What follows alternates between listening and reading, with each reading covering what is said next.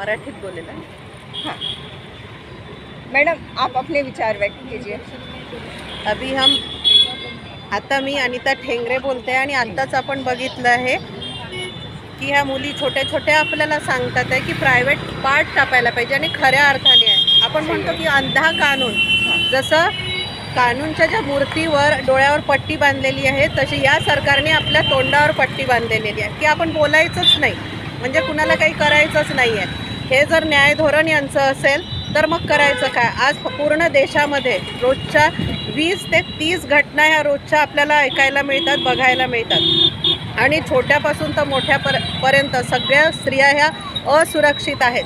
तर या देशात कायदे कानून असे आले पाहिजे की प्रत्येकाला ही शिक्षा जर झाली तरच यावर निर्णय लागेल, अन्यथा हे वाढत जाईल आणि त्याच्यासाठी कडक शिस्त ही असली पाहिजे आणि त्यासाठी आपल्याला